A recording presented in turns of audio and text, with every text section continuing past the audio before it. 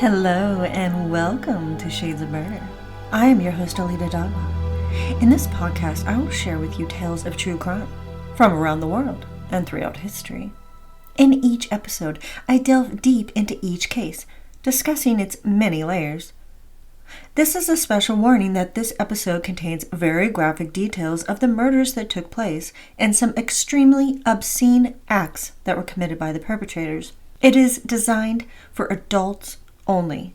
Please be cautious when and where you listen. In the last episode, I brought to you the horrific, brutal murders that were committed by two serial killers in the County of Santa Cruz, California in 1972. What took place in 1973 would bring the people of Santa Cruz to a whole new level of terror. This is your warning. This is part 2 of A Tale of Two Serial Killers, 1973. On January 8, 1973, Cynthia Ann Shaw had been attending Cabrillo College for 2 full semesters and had realized that getting to class from Santa Cruz was often easiest by hitching a ride with strangers. For the most part, after a handful of creeps had picked her up, she had been able to tune into any weird vibes the driver had. On this particular day, it was in between rainstorms, and Cynthia felt very anxious to have someone accept her request to hitchhike to campus before it would resume and she became soaked. Then a yellow Ford sedan with a makeshift right taillight approached her. He introduced himself as Guy and told her he would be more than happy to take her to Cabrillo. The really big young guy with gold-rimmed glasses had a warm smile and seemed harmless enough, so Cynthia accepted. Once inside the vehicle, Edmund began rambling on about some issues he was having with a girl and how he wished he could understand what she was thinking. The friendly and trusting 18-year-old girl offered to help him with whatever was going on with his girl and suggested that they could chat in the college parking lot before her class started. Guy suggested otherwise and began driving toward the country, with orchards, farms, and houses passing them by, and he drove them further and further into desolation. Then he pulled his car into an apple orchard and stopped. Edmund told Cynthia it was best if he put her inside the trunk, leading her to the rear of the vehicle. When she leaned over to look inside the trunk he had just popped open, Cynthia heard the clicking sound of his gun, and when she turned around, Guy shot her in the head, and her body slumped over into the trunk. He pushed the rest of Cynthia's corpse into the trunk, covered it with a blanket, and shut the lid. Once he arrived at his mother's apartment, who was out for the night at one of her girl gatherings, or hen parties, as Guy or Edmund referred to them, he casually popped the trunk open, picked up the dead girl's body, and brought it up into the apartment. He initially elected to take the young woman's corpse into his mother's room, laying her on the bed, but he changed his mind suddenly and brought her into his room instead. There he sexually assaulted the dead woman. Hours later, when his mother had finally come home, Cynthia's body had been placed inside his closet. Inside his closet, hanging amongst his clothes, was the nylon robe from Mary Ann's knapsack and the scarf of Aiko Koo. When his mother left for work the following morning, Edmund decided that he better cut up Cynthia's body. It was a much more grueling task than he had expected, since the trash bags he had were not adequate to hold the pieces of her trunk. He could not sever them small enough to fit inside. Then he remembered his California Highway Department Acts, which quickly solved that problem.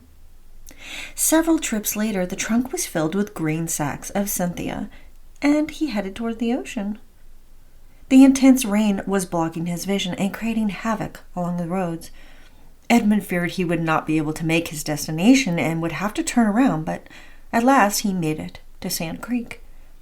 Once there, he began tossing out the green sacks of Cynthia over the cliffs, hoping they hit the ocean.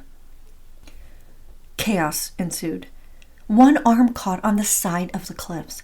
Edmund frantically climbed down to retrieve it and tossed it down a steep incline. However, he neglected to notice that the other arm had gotten stuck close to the roadway. He easily got rid of the sack holding her severed torso, watching it roll effortlessly over the rocks toward the ocean. Lastly, he held the bag with Cynthia's head inside. Edmund was a bit apprehensive, though, about getting rid of it, since he had failed to pull the bullet out. Even though he had removed the skin from both of her head and face, if her skull ever surfaced, the bullet would lead directly back to him. He decided that the chances of his getting caught were far too high, and so he brought the head back to his mother's home.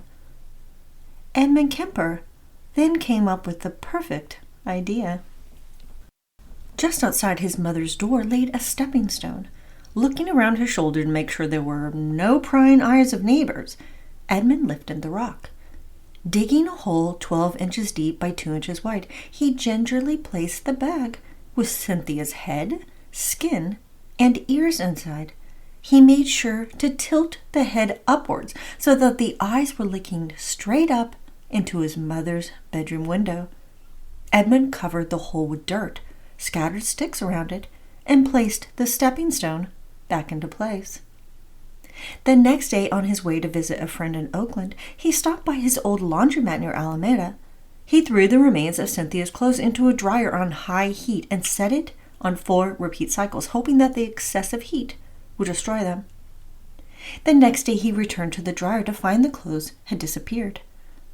All of Cynthia Ann's shawl had been disposed of. That Tuesday morning when Cynthia never came home, her friend and roommate Pamela grew immediately concerned. Besides, she had promised to babysit in her place that day, and it was not like Cynthia to blow her off. Pamela reported her missing to the local police. On Wednesday, January 10th, 1973, California Highway Patrol Officer Pat Chamberlain had stopped just south of Rocky Creek Bridge for a routine check of the cliffs, which were known for vehicles sometimes driving off. Then, off the side of the road, he noticed something strange-looking, sticking outside of a bag. What appeared to be an arm. Upon closer inspection, it was confirmed to be a human arm in a bag. Then Officer Chamberlain made the most horrific discovery of other body parts that were strewn across the cliffs. Found further down the slope was another human arm which had been severed between the hand and wrist. Then he located parts of what appeared to be 2 legs and pieces of human skin.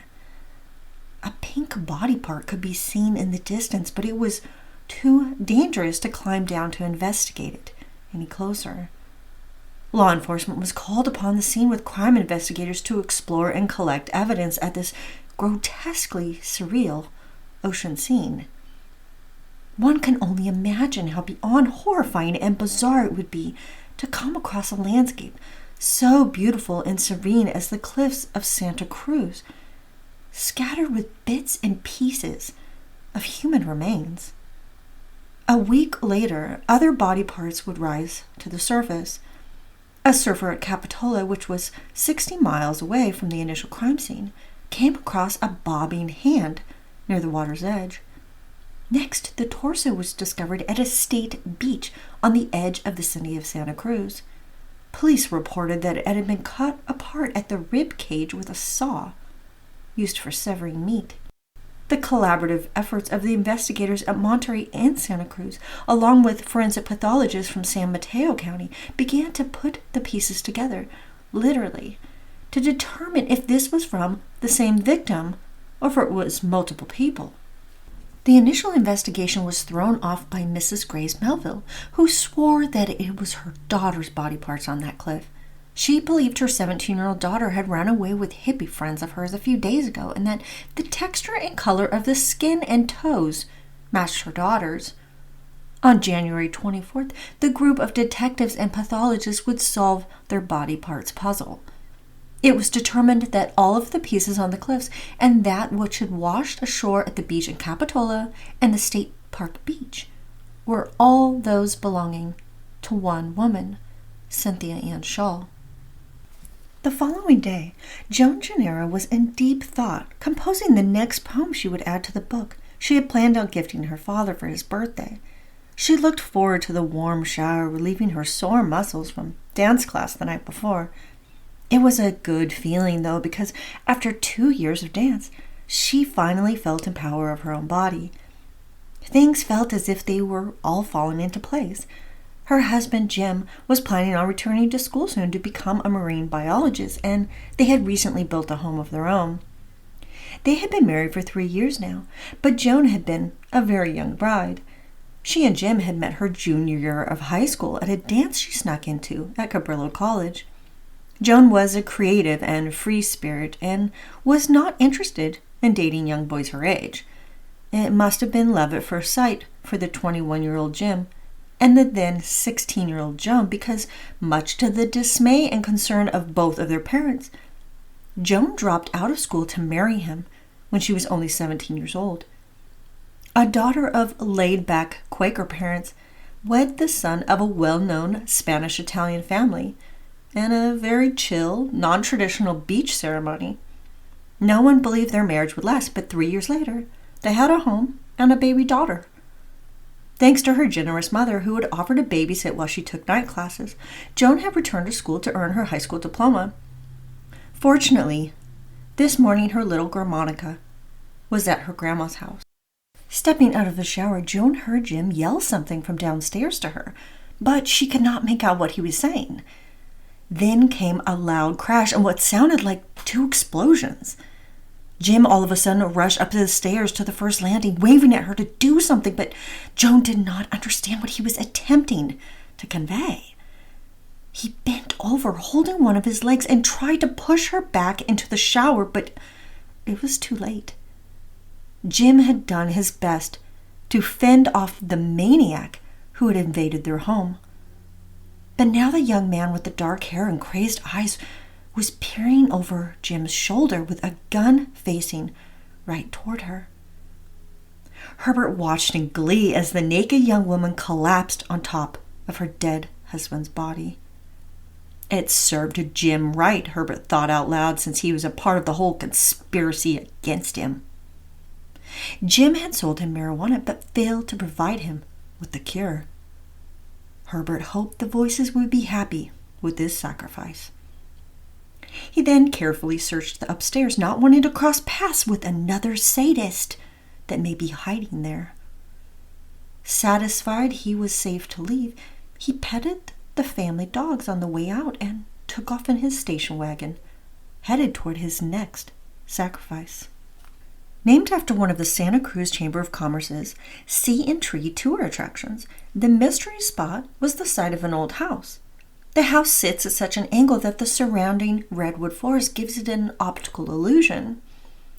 Kathleen Prentice Hughes Francis sat inside their cabin, nestled in the redwoods off of Mystery Spot Road, enjoying some peace at last. The young mother had finally gotten her 2 rambunctious little boys to stop raising hell in the cabin and play a quiet game. Her boyfriend Bob was out of town working, since it was next to impossible to get carpentry work there with the incessant rain. He and his friend Jim Gennaro had started a transportation business to help feed their flow of income, since Bob, who was primarily a kayak builder, had little local business and Jim did not have steady work. The 4 of them had lived together in a ranch out in Grass Valley in the Sierras for a while before Bob helped Jim construct his new house, and Kathleen and the boys had moved into the cabin. Kathleen realized during her time out at the ranch how much she preferred being in the middle of the woods, away from city dwellers and all of that nonsense.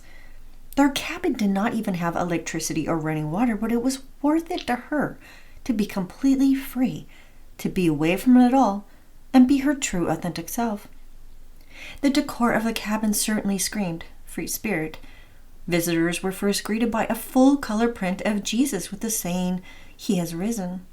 Once inside, there were drawings by her sons David and Damon taped to the walls, and a large photo of herself, completely nude.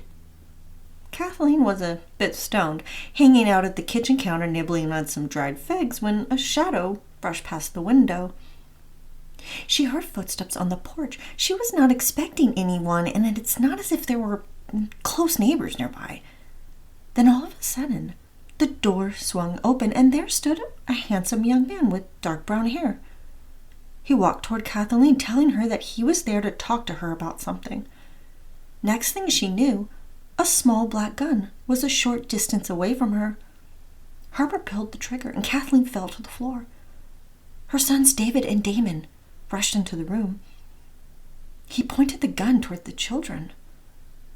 David was shot first between the eyes, and then he aimed at the youngest one, Damon, hitting him bullseye in the middle of the forehead. Herbert placed his gun back inside his coat and drew out a knife. He appreciated how Kathleen was willing to be his sacrifice and had offered her sons to him too. The ritual, though, was yet to be completed. He took the knife and plunged it deep into Kathleen's left side, where he believed her heart was located. Herbert next walked over to the two small boys who were lying face down on the floor after shooting them. He stabbed them each in the back before leaving the cabin and heading back to his station wagon. 12 hours later, the closest thing she and Bob had to a neighbor, who lived about a quarter mile down the road, received a call from Bob asking him to let Kathleen know that he would not be able to make it home that night. Steve Houts took the muddy road to the cabin, which snaked straight up the hill from his own, and arrived there about 10 p.m.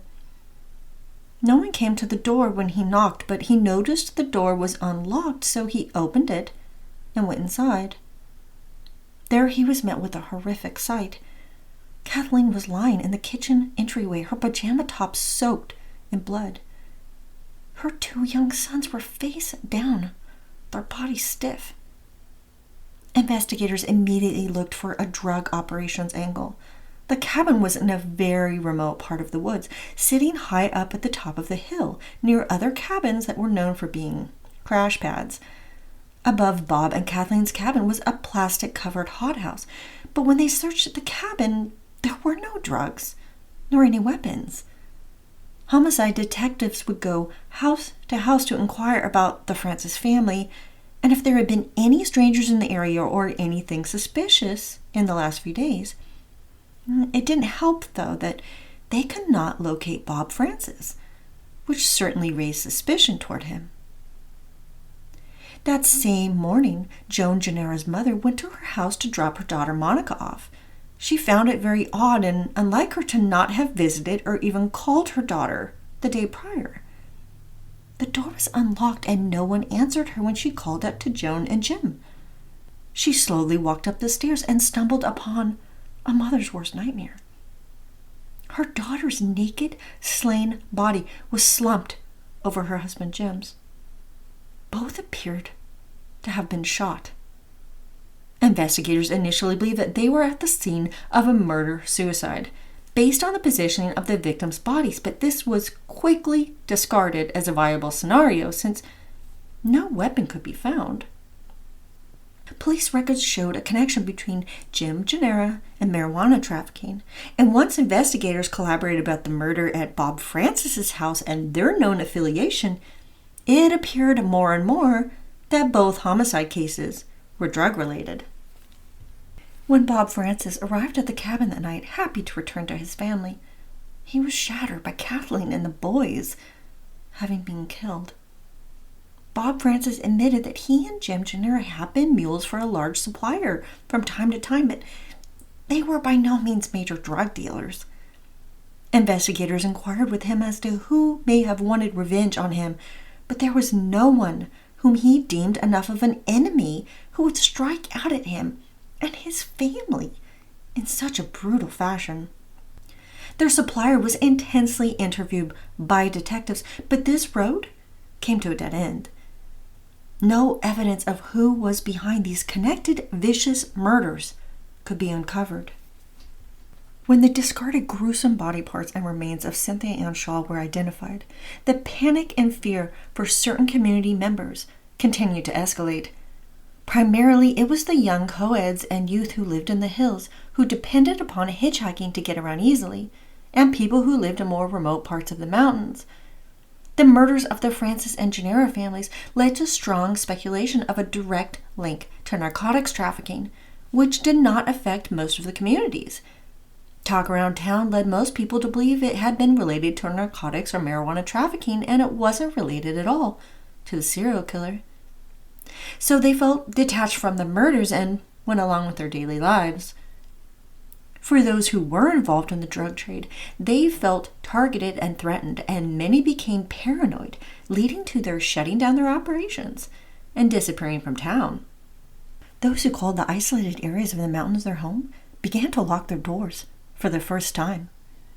Many adopted large dogs to protect their homes, and the once open and welcoming environment became skeptical and leery of all strangers. The youth of Santa Cruz County were hardly fazed by a maniac picking off co-eds. They lined up in rows looking for rides with strangers. Local law enforcement and women's groups did their best to spread information about how young people, but especially young female co-eds, could protect themselves and prevent being placed in a harmful situation. Classes in self-defense like Kung Fu and Karate became exceptionally popular at this time. During this time, a strange and creepy tale surfaced about a reporter for the Sentinel who had gone to the police about his experience with a car whose trunk appeared to have a woman's hair flowing out of it. One evening, the reporter Wally Rhodes, who was a self-proclaimed car enthusiast, spotted a vehicle that had a particularly uniquely shaped trunk.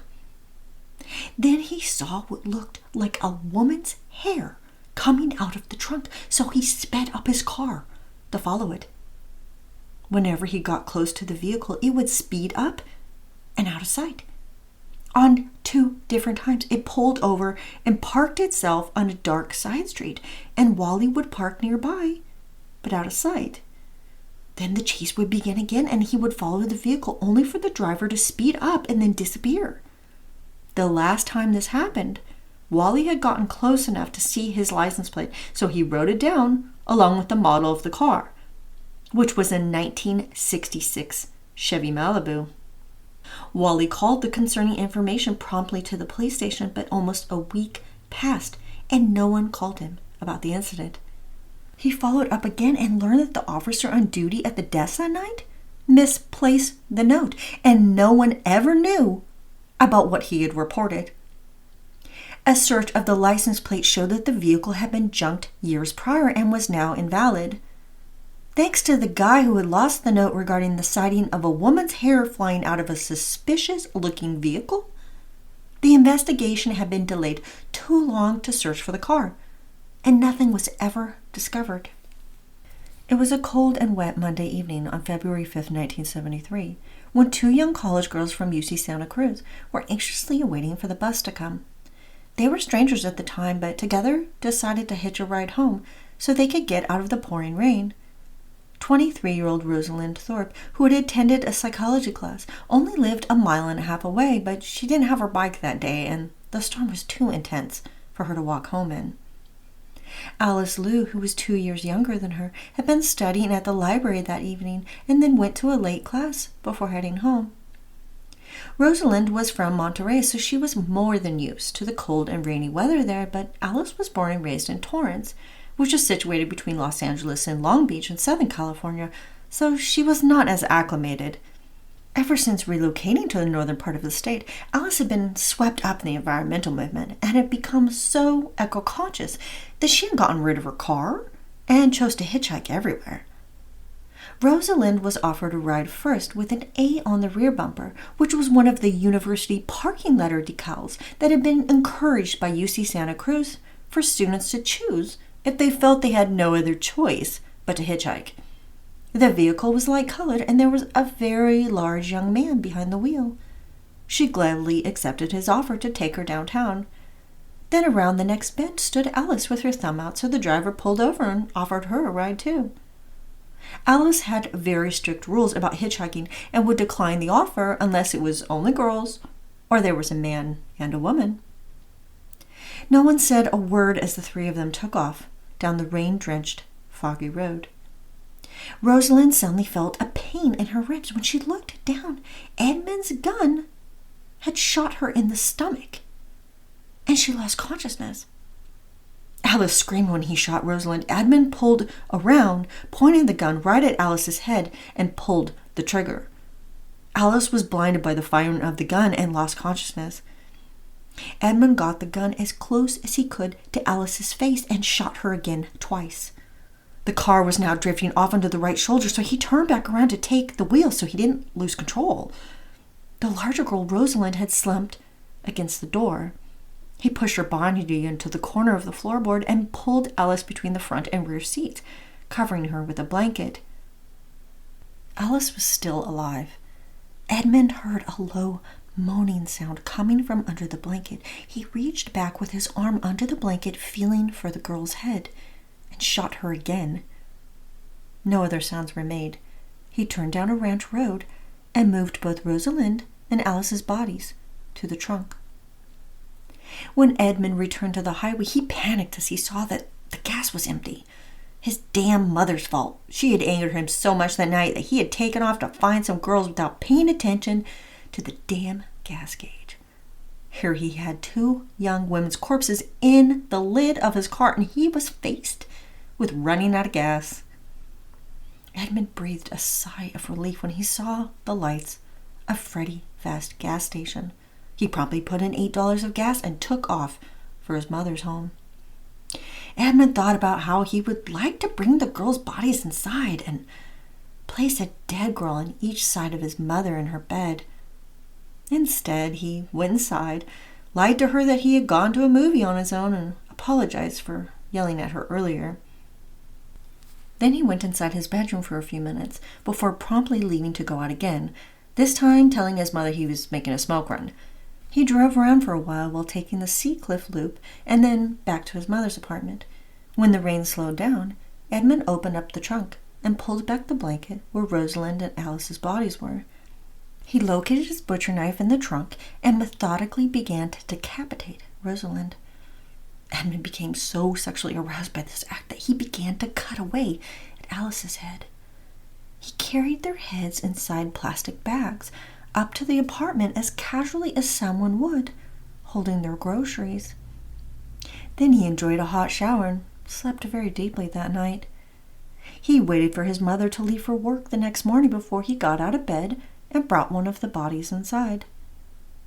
Edmund was excited to bring in Alice's body, and he feverishly attacked it, having sex with her headless corpse. Then he calmly put her body back in the trunk along with Rosalind. He went to visit a friend in Alameda, but he wasn't there, so he took himself out to a nice dinner, had some drinks, and caught a film. Then about 3 a.m., he drove toward Eden Canyon, parked, and threw the decapitated bodies 30 feet down the roadway. The roommates of Rosalind and Alice immediately reported them missing the next morning.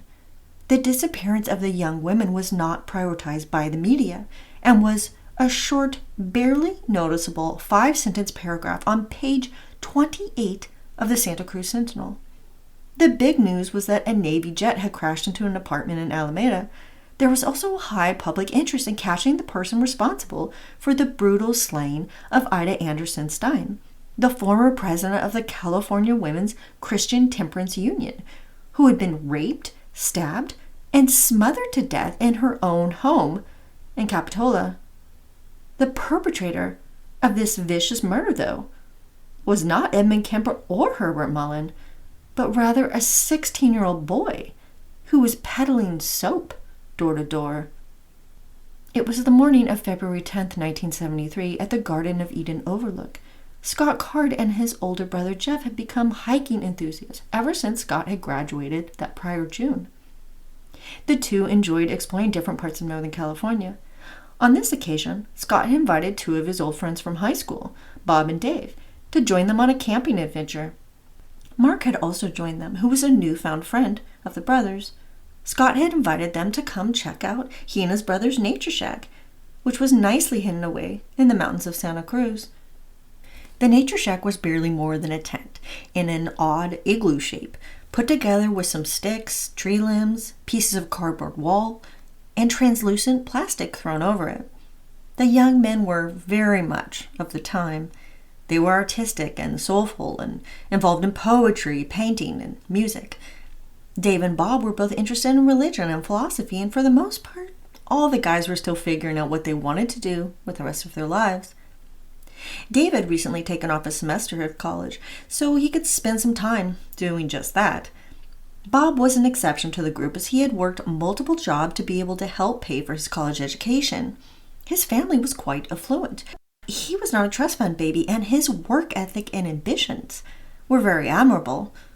A nature enthusiast who was leaning toward a career in mental health, it recently dawned on him that he could combine the power of nature to help mental health patients gain some personal accomplishments and increase their self-worth.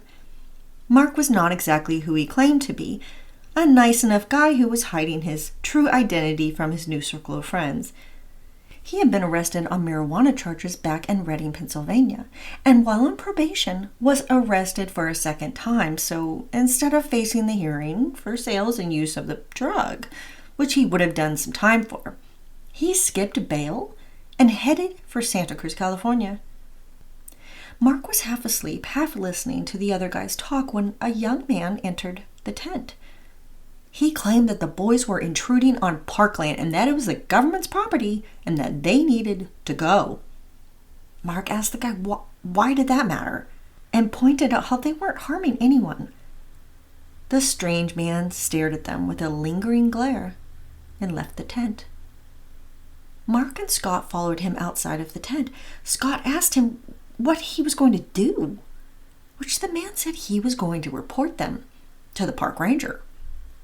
Scott then pleaded with the man to give them some time, at least a couple of days. The man just walked away. When Scott and Mark returned to the tent, they exchanged glances, and then Scott collapsed to the ground. Suddenly, Mark heard a gun go off and felt pain rush up the side of his arm. He heard another shot, felt his side, and turned to see the strange young man, staring at him holding a gun in his hands. Then there were rounds of gunfire and then nothing but silence. Herbert Mullin calmly reloaded his gun and then placed a final shot in each of the young men's heads. This time Herbert had shown them he had no fear, and even though it would have been preferred that he ask for their sacrifice, the young men had permitted him to kill them. Either way, he was proud and grateful to have found the group of young hippies illegally camped out on government grounds. Herbert knew that these sacrifices would help save other lives. He took all of their wallets and took note of each of their names. Before leaving the tent, Herbert noticed a .22 caliber rifle in the corner and decided that it would make a nice addition to have on his own missions. Only 3 days later, he would be faced with making another sacrifice. The family of Freddie Abby Perez had called Santa Cruz its home for 110 years, when it was a tiny fish village and shipping area. His grandfather had established the family business in fishing on the David Garkey Wharf, which was considered the best pier in Santa Cruz at the time. He had been an immigrant from Spain who made his way to Santa Cruz via Mexico. His sons, though, including Freddie's father, would take the business to new heights, making them known as the Santa Cruz Fish Kings for many years. Like many immigrant families, the children began working for the family's business very young. At only 12 years old, Freddie was working full 10 to 12-hour days during the summer, and before and after school during the winter. By the time he was 17, though, Freddie felt a little burnt out and attempted to leave the family business behind him. He became a Marine and fought in World War I. He was sent to a detachment located in China, and he proudly told of how he was one of the first white men to ever enter the Forbidden Palace. While he was in the Marines, Freddie Perez became one of the most skilled boxers, and when he left the military, he turned professional. Known in the boxing world as Freddie Bell, he won his first 26 fights by knockout, and by the time he retired had won the Central California middleweight title. He was getting older and larger, though, and felt the pull of the family fish business, luring him back in. Freddie Perez ran the fish market for several decades. That seemed like a lifetime ago, as he was now 72 years old and was a grandfather himself. He had recently shut down the fish market in 1970 to enjoy the golden years of retirement, but he prided himself on the friendships he had made in town, so he still drove the fish wagon around a few times a week, so he could provide local businesses and residents with the best fish available. Freddie, especially compared to many of the older people in the community who tended to be a little judgy toward the young hippie crowd, was very open-minded and accepting of them. He and his wife had resided in the same home all of this time. On this particular morning, on February 13th, 1973, Freddie Perez was heading to the side of the house to do some gardening and was not at all bothered by the fine mist of rain outside. He heard the sudden screeching of an oncoming vehicle and watched as a blue and white station wagon made a U-turn and stopped. Freddie Perez was stunned to see a young man with dark hair pointing a rifle at him out the back end. A fire was shot, and Freddie tried to shield himself with the wheelbarrow, but he was struck. He fell to the ground and attempted to get up, but the rain on the grass made it too easy for him to slip on. At the same time, Joan Stugnero had opened her front curtains when she heard what sounded like an explosion.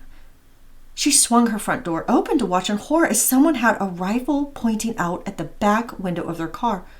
The driver was parked on Garkey Street on the wrong side, and after she heard the shot, they promptly took off. At first, she only saw a wheelbarrow on the ground, but then she noticed the person lying on the grass. Joan immediately dialed 911 and told them what she had seen. She knew it was a blue and white station wagon with dozens of boxes in the back, but couldn't tell the make and was not sure if it was a male or female shooter. She did recall, though, there was a red and white STP sticker on the front. Herbert Mullin took off without a care in the world and leisurely drove down Bay Street, stopping to park at Mella's Market. There he casually unloaded his rifle, covered its muzzle with a paper sack to prevent it from getting dusty, and placed it down on the floorboard against the front seat. His father had royally pissed him off that day, telling him to do this and do that. Now he was calmer and could deliver the wood he had been commanded to. When Santa Cruz patrolman Sean Upton received the lookout bulletin for the vehicle involved in the shooting, he noticed a car fitting that description almost exactly, except there appeared to be wood in the back, not boxes. He did not take any chances, though, and immediately called in that he had the possible suspect's vehicle under observation. Initially, he tried to not alarm the suspect. The officer could see that the driver was observing him through the rear view window and even turned around completely to stare right at him. Patrolman Upton looked away so as not to scare off the suspect. Then, when he was heading toward Highway 9, Upton came up on the station wagon closely and turned on his siren and lights. Herbert Mullin pulled over and stopped his car. Officer Upton directed him with his handheld megaphone to stay in the vehicle and keep his hands with palms open upon the windshield. At this time, his backup had arrived, and Officer Upton slowly approached the vehicle, telling the suspect to not move. He instructed him to move his left hand out of the window and then his right. In standard procedure, he commanded that Mullin get out of the vehicle slowly, cup his hands right behind his head, and kneel on the ground. A swift pat-down revealed that the man did not have a weapon on him. The officer handcuffed Herbert and informed him that he was being arrested on suspicion of murder. When the officer looked inside his vehicle, he saw from the passenger's side the rifle. The only words Mullin said to him were, "I take the fifth." When Herbert William Mullin was arrested that day, he had only been suspected of murder in the death of Freddie Abby Perez. However, close inspection of his vehicle would uncover evidence linking him to others' deaths. Inside a white cloth bag was the .22 revolver. Even though he had attempted to remove the serial number on the gun, enough digits remained that crime lab technicians could trace it back to the purchase Mullin made on December 18th. It was discovered to be the same murder weapon used in the deaths of Joan and Jim Gennara, Kathleen Francis, and her two little boys, David and Damon. Only 2 days after Herbert Mullin was arrested for the killing of Freddie Abby Perez, he was facing 6 counts of murder. The only words he said at the arraignment were, per his rights under the Fifth Amendment, which he would use, he would remain silent. The same afternoon as Herbert Mullin's arraignment, a horrific discovery was made by 2 road crew workers for Alameda County. Along Eden Canyon Road lay 2 bodies of what appeared to be young females. Only their bodies remained. their heads had been cut off. One of the victims' hands had also been removed. Santa Cruz homicide investigators immediately began to speculate that these two bodies could be those of the recently missing college girls from UC Santa Cruz. Inside Herbert Mullin's station wagon, detectives found 2 knives, one of which was broken. One blade had blood that matched the type of blood from one of the decapitated young women. That same night, Los Gatos investigators finally found the match of the partial fingerprint that had been left behind on the confessional door where Father Terme had been murdered months prior. The only eyewitness to his murder, though, failed to identify Herbert Mullin as his killer when he was placed in a lineup. His record of drug arrests, his time at the state hospital, and his reputation for being a weird, drugged-up college failure who was obsessed with Eastern religion now all came to the surface. The reality was that Herbert William Mullin had experienced more than 100 acid trips. His connection to reality had become so shattered and detached from society that he had withdrawn inside his mind and allegedly believed that he had to kill to stop earthquakes. The following day, a young woman who was later identified as 21-year-old Leslie Perloff was discovered in a remote area of the campus of Stanford University. She had been strangled to death and left under an oak tree. Leslie had disappeared 2 days earlier, and although there was evidence of sexual assault, no mutilation was done to the body, so it didn't appear to be the work of either Mullins or whatever maniac was still terrorizing Santa Cruz. They had no leads as to who had murdered Leslie Perloff. That Saturday, Jeff Card would go up to visit his brother and Mark at their nature shack and get hit with the overwhelming scent of decaying bodies. He first found his brother shot through the head. Then he came across 2 more rotting corpses. It was too much for Jeff to take, and he ran away from the nature shack and back down to Highway 9 to hitchhike to the police station in Santa Cruz. District Attorney Peter Chang, who was prosecuting Herbert Mullin, is the one who is famously quoted as saying, "Right now, we must be the murder capital of the world." This sentiment and these words would travel to newspapers around the globe, covering this ever-developing mass murder story. The focus was on his excessive use of drugs and how most of his victims were also involved in that lifestyle. It was discussed by the director of the drug center that Herbert's parents had admitted to him that Mullin had said that they were the ones with the problem, and not him. The director, Reverend Gene Dawson, immediately swore him off and knew he could not be helped. Once again, it was the prosecutor and the media's way to help society dissociate from these tragic events. Superior Court Judge Charles Franick would promptly put an end to these conversations when he placed a gag order on the DA, law enforcement, and the defense counsel from talking about the case in public, all courtesy of the self-serving request made by Herbert William Mullin's defense attorney.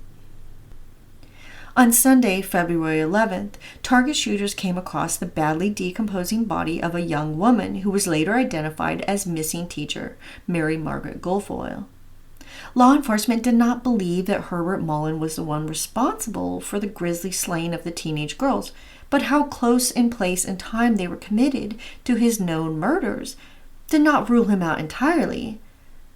The evidence was minimal at best from the crime scenes of the young women who had been murdered. Their bodies, missing their heads and hands, and the mass amount of decomposition that had occurred from the ocean and other natural elements made it virtually impossible to gather anything of use. At this time, wild rumors, speculations, and panic spread throughout Santa Cruz County. Many, including news reporters, were beginning to realize that there was still a bloodthirsty serial killer on the loose. Bizarre stories of the serial killer possibly holding professional medical knowledge circulated due to his skills in dismemberment and decapitation. With Charles Manson and his murderous cult looming over the recent past, there were discussions of how so-and-so knows someone who said he and Manson's followers performed occult rituals in the mountains of Santa Cruz. There were also ramblings of satanic worship and how these extreme acts of mutilation must have been part of the ritual of sacrifice. It was noted that when two hikers found the skulls of Alice Liu and Rosalind Thorpe, they were located halfway down Devil's Slide, south of Pacifica. Now referring to this other serial killer as the Butcher Killer, there were rumors that he only murdered his victims on Mondays after dark and that he always struck during the new moon phase. People in the community began to become paranoid and were swept up in the tales the media continued to spin. Where some people blamed it on the druggie culture, others did on the warring cultures. Some people blamed the transients in town, especially the police. And one man even declared that the fault laid at the feet of the then Governor Ronald Reagan, when mental health facilities were grossly underfunded and many shut down, leading to a flood of crazies in society. The once open and welcoming town felt distanced, skeptical, and uncomfortable with not just strangers, but their neighbors. There were some positive developments made as a result of these horrific crimes. Rape and sexual assault were finally being acknowledged as a major problem that law enforcement had not taken seriously enough. Thanks to organizations like NOW or the National Organization of Women, the issue was raised by the press and women in society began to take a stand. A picket line was established around the county jail to complain that their cases had not been handled properly, if at all. Some young women set up hotlines for girls to call in to talk about what they had experienced.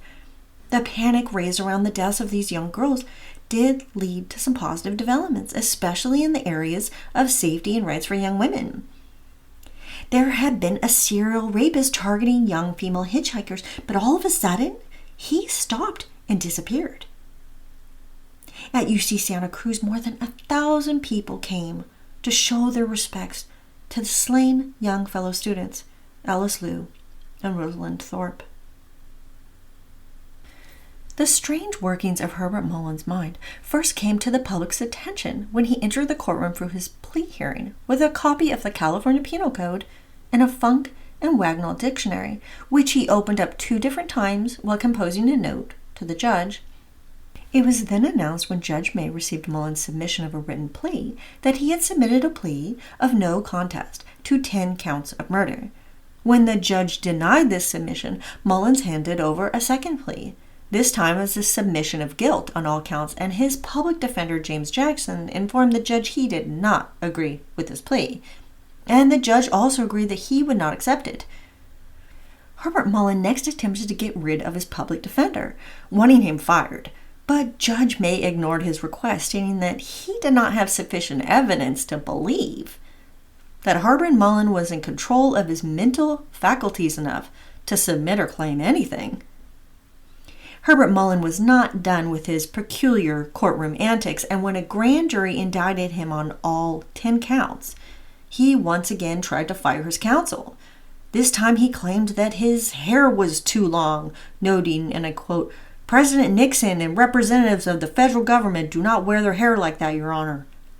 The Superior Court Judge Charles Frannick, known for his friendly, even fatherly demeanor, calmly and warmly explained to Herbert Mullin that the length of one's hair does not determine one's character, pointing out how George Washington had worn his hair long.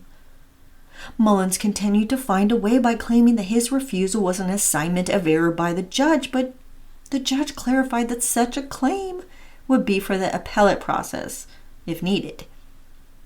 He also denied that Herbert Mullin's request to plead guilty and assigned him 2 doctors for psychiatric evaluation. His public defender brought on some of the best to work this case, but Mullin continued with his charades. First, he demanded that Jackson be there during any discussions. Then he wanted to learn forensic psychiatry and the law so he could defend himself. There were several legal documents that Mullin demanded be read to him multiple times. His odd behavior became a nuisance to his own case, and by the time the judge had received the evaluations by the psychiatrist, his defense team was scrambling to piece together any kind of theory to help explain Mullin's actions.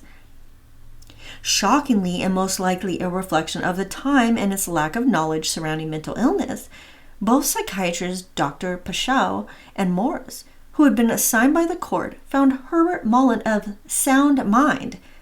That is, he was mentally competent to stand trial. While being housed at the San Mateo County Jail, it was reported that Herbert Mullin threw multiple temper tantrums. And because of this, he received buckets of water thrown on him. Another psychiatrist, Dr. Lund, informed Mullin that he could stop the water torture, but that he needed him to talk. All of the sessions and interviews with Herbert Mullin revealed all of the symptoms of paranoid schizophrenia. Investigations into Herbert Mullin's past discovered his extensive history of bizarre behavior, which led to his having mental health treatments, which had begun 3 years prior to his killing anyone. There were several occasions when he frightened his family and friends.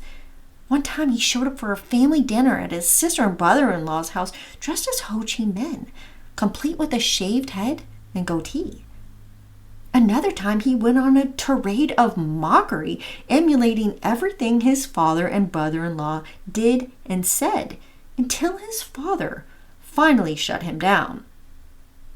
His parents admitted him to a mental hospital the next day. Over these 3 years, he was admitted to 4 different mental health facilities, 3 in California and 1 in Hawaii.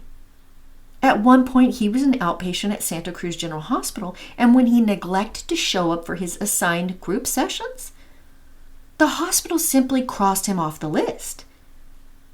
His prognosis was grim, and all of his behavior and symptoms were indicative of his increased psychological deterioration and pointed toward his being a schizophrenic. Yet all of these mental wards treated him for only a few weeks before releasing him. It was even stated in his official records that Herbert William Mullin was a danger to himself and others. It was at this time that legislation under then Governor Ronald Reagan was passed that was supposed to be designed to help facilitate a positive return for mental health patients to society, so they could also help generate the economy.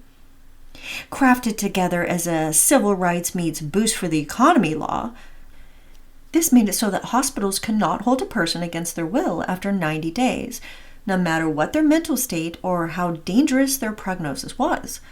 Under this same law, welfare was passed on to those released, including Herbert Mullin, who floated about San Francisco, becoming involved in several random engagements. At one point, he became a boxer and won the Golden Gloves match for his weight class in 1971.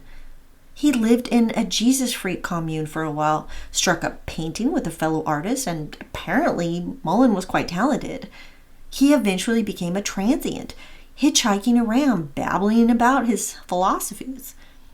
Some people were very fond of him, and others wanted nothing to do with him, feeling uncomfortable, even threatened in his presence. In September of 1972, Mullin returned to his parents' home to live in Santa Cruz. Herbert Mullin now aspired to join the military. Although he failed the test for the Coast Guard, he pretty much took an identical test for the Marines.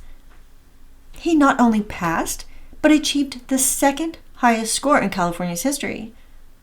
But he never joined the military, and after this point, his actions spiraled in a violent downturn. It has been speculated that one of the triggers for Herbert Mullin's deterioration and psychotic break began with the death of one of his closest friends. The summer after high school graduation, Dean Richardson was killed in a car accident. Herbert Mullin was so devastated by his loss that he helped the family make funeral arrangements and even live with them for a while. This is when he initially turned to Eastern religion and philosophy, became obsessed with reincarnation, and he grew more and more dependent upon escaping through hallucinogenic drugs, in particular LSD. As to why he believed it was his mission to kill to save countless lives from earthquakes, he believed in all of his grandiose delusions that he had been chosen to fulfill the prophecy of the Book of Jonah. Herbert Mullin claimed to believe that he was the one who had to commit sacrifices or cause minor disasters, as Jonah had been thrown overboard to calm down the raging seas. In his mind, he committed murder to prevent a galactic event of death. This concept is mirrored in some ancient cultures' ritual practices where a small sacrifice on the part of the community, often a person belonging to it, is made to appease the gods and help prevent major disasters and mass death. In the backyard of his parents' home, Herbert Mullin created a pyramid replica of a sacrificial altar that closely resembled those built by the ancient Aztecs. What was revealed by Mullin was the most bizarre layers of philosophies. His Catholic Church upbringing, Eastern religion, including the belief in reincarnation, telepathic thoughts, demography, and seismology, all merged to create the most bizarre state of mind. Herbert Mullin was completely delusional, believing that the voices of people and even his victims had commanded him to kill. As to why he murdered 13 people? Again, he believed it was the only way to prevent a group of earthquakes so severe that the state of California would have slid into the Pacific Ocean. Meanwhile, the Sheriff Sergeant of Santa Cruz, Michael O'Luffy, had just received notice that he was to confiscate an illegally possessed firearm by a man named Edmund Emil Kemper III. At the time, it was simply a routine bulletin made by the California Department of Criminal Investigation and Identification. Edmund Kemper had purchased a gun, and he claimed he did not have a criminal felony record, which nothing could be further from the truth. However, his criminal record was when he was a minor, so his public record had since been expunged. It was later realized by state records that Edmund Kemper had been locked away in a Atascadero State Hospital for the mentally insane for brutally murdering both of his grandparents when he was 15 years old. He was very well behaved during his stay, and his doctors and the staff there found him to be endearing and highly intelligent. Within 5 years, the freakishly intelligent and highly skilled manipulator was released and placed briefly on parole. None of this highly pertinent information was known to Sergeant O'Luffy, though, when he drove over to Kemper's house to confront him. When he arrived at 609A Ord Drive in Aptos, there appeared to be no one home at the apartment, and the officer was about to take off when a yellow Ford coupe pulled up next to his own vehicle. Sergeant O'Luffy observed an extremely large young man behind the wheel and a tiny young blonde sitting next to him. He informed Edmund Kemper that he had orders to confiscate his gun. When Edmund inquired as to what was the problem, the sergeant told him that since he had a juvenile felony record, he was not permitted to own one. At first, Edmund Kemper claimed it was inside his apartment and went to the door, but when he noticed the sergeant had followed him, he paused a moment and replied that it was actually in his vehicle. Then he opened the trunk and, after rummaging through a blanket and a box inside, located the firearm and handed it over to the officer. None the wiser, Sergeant O'Luffy thanked him and said goodbye to the serial killer and the young woman who was possibly his next victim. Once his gun was confiscated by Sergeant O'Luffy, Edmund began to spiral out of control. His paranoia was reaching its peak, and he knew that he was about to get caught. Toward the end of that following week, he had gotten himself so freaked out about his murders being revealed that he had convinced himself that killing his mother was the only answer. That brings us to the end of part 2, A Tale of Two Serial Killers. I hope you've enjoyed. Maybe enjoyed is not the correct word, but I hope you've appreciated listening and hearing about this just absolutely horrific, nightmarish time in Santa Cruz County in the 70s. There is one last part I will bring you, and I am planning on releasing that next week, so you will not have to wait the normal 2 weeks.